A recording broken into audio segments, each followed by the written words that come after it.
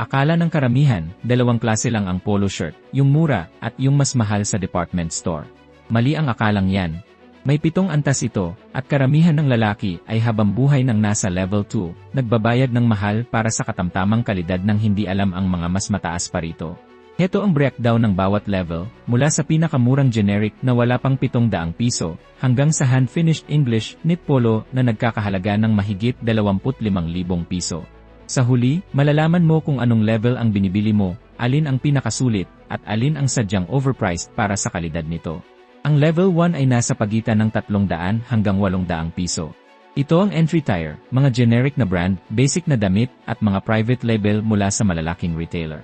Karamihan nito ay gawa sa Bangladesh, Vietnam, China, o Pakistan mula sa mga dambuhalang textile mill na walang sikat na pangalan. Ang tela ay karaniwang 50 paghahati 50 cotton polyester blend na may bigat na 100 at 40 hanggang 160 grams. Ang tahi ay nasa 5 hanggang 7 stitches kada pulgada. Ang lining ng kwelyo ay idinikit lang, hindi hinabi. Tatagal lang ang porma nito ng 6 hanggang 12 buwan bago bumaluktot ang kwelyo, lumuwag ang mga tahi, at kumupas ang kulay. Ang tier na ito ay walang pangako ng kalidad o kasaysayan. Sulit lang ito sa binayad mo, at yun lang talaga ang makukuha mo. Ang pagbili dito para sa pambahay, pang-garden, o bilang backup na layer ay isang praktikal na desisyon. Pero ang pagsusuot ng level 1 polo sa trabaho ay nagbibigay ng impresyong hindi mo naman sinasadya. Ang level 2 ay nasa 20 hanggang 50 dolyar. Dito bumibili ang karamihan ng mga lalaki. Kasama sa level na ito ang Old Navy, Gap, Lay, Crew Factory, Banana Republic Factory, Uniqlo Standard Line, Costco Kirkland Signature, Lance and Charles Sterwitt Outlet, Brooks Brothers Outlet, at karamihan ng house brands sa department store. Ang tela ay nagiging 100% cotton na sa maraming pagkakataon, isang pique knit na may bigat na 170 hanggang 210 grams. Ang tahi ay nasa 7 hanggang 9 na stitches kada pulgada. Ang ilang brand sa dulo ng tire na ito ay gumagamit ng Supima cotton. Ang Costco Kirkland Polo, ang Lance and Hyde Park, at ang Uniqlo Supima Polo ay kabilang dito. Maayos ang pagkakagawa nito. Tumatagal ang porma ng polo ng 2 hanggang 4 na taon ng regular na gamitan. Kalaunan ay naiyapi ang kwelyo at naghihimulmol ang cuffs, pero hindi ito basta-bastang itatapon. Karamihan ng bumibili dito ay kumukuha ng maramihan tuwing sale, pinagpapalit-palit ang mga ito, at pinapalitan kada 2 o 3 taon, nang hindi man lang naikukumpara sa mas mataas na klase dahil mukhang masyadong mahal ang susunod na tire sa unang tingin. Ang level 3 ay nasa 60 hanggang 120 dolyar. Dito na nagsisimula ang brand premium. Kasama rito ang standard line ng Polo Ralph Lauren, Lacoste na 12.12 na gawa sa ibang bansa, Tommy Hilfiger, entry tier ng Hugo Boss, Calvin Klein, Vineyard Vines, Brooks Brothers Standard Line, at Crew Flagship.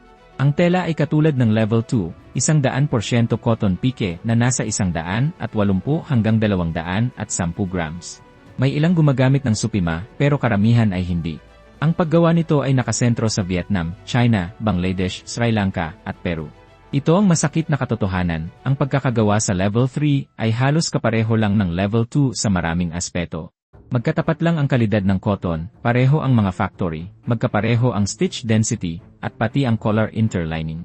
Ang isang Polo Ralph Lauren mesh polo na nagkakahalaga ng nineti $8 ay ginagawa lang ng kumpanya sa halagang 7 hanggang 12 dolyar.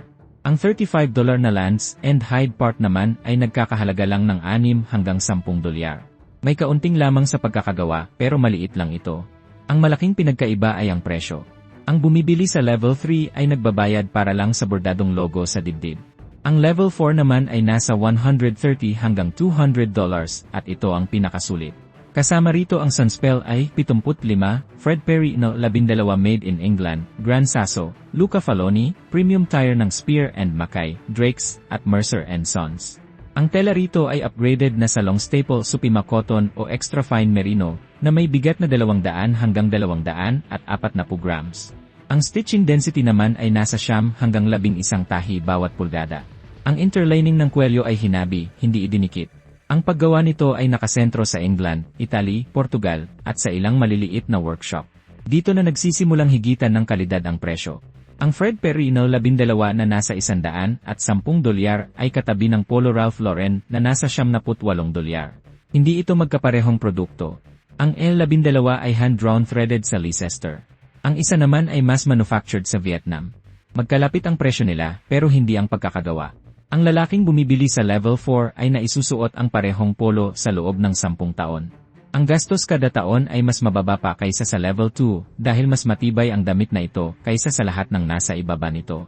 Ito ang antas na hindi pa nararanasan ng karamihan. Ang level 5 naman ay umaabot ng 200 hanggang $350.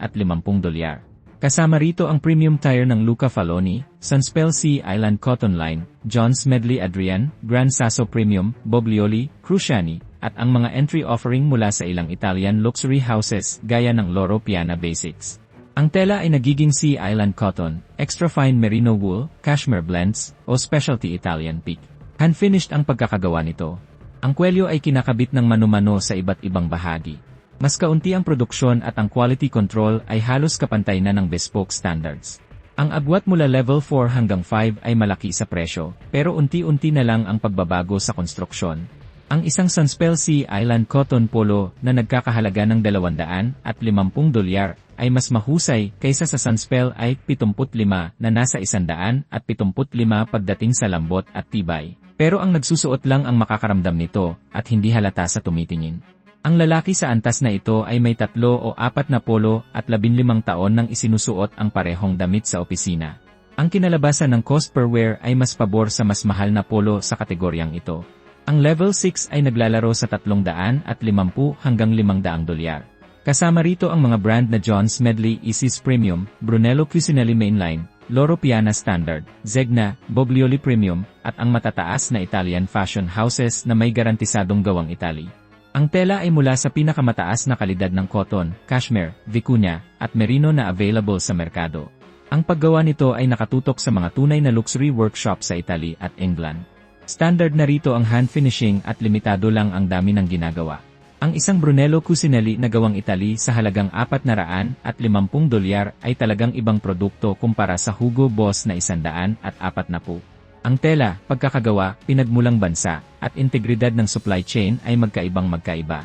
May brand premium pa rin pero ang kalidad ng pagkakagawa ang nagdadala sa malaking bahagi ng presyo nito. Kung susumahin sa mahabang panahon, ang gastos kada taon sa level 6 ay katumbas lang ng pagbili ng level 2 na polo kada 3 taon. Ang level 7 naman ay nagsisimula sa $500 pataas. Kasama sa tire na ito ang Kiton Bespoke, Brioni, Loro Piana Vicuña o Extra Fine Cashmere, Berluti, at ang mga sikat na Italian houses na gumagawa ng verified handcrafted polos. Sadyang kakaunti lang ang ginagawa rito.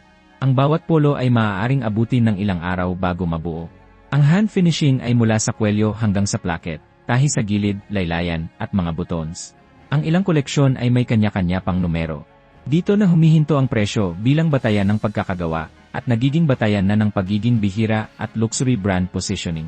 Ang isang Vicuña Polo na nagkakahalaga ng $1,800 ay tunay na pambihirang damit pero ang presyo nito ay sumasalamin sa tatak kaysa sa dagdag na pagkakagawa kumpara sa level 6. Ang mamimili rito ay hindi naghahanap ng sulit na presyo. Bumibili siya para sa status, para sa heirloom, o pareho. 7 level, 7 presyo, 7 magkakaibang produkto na pareho lang ang tawag sa rack.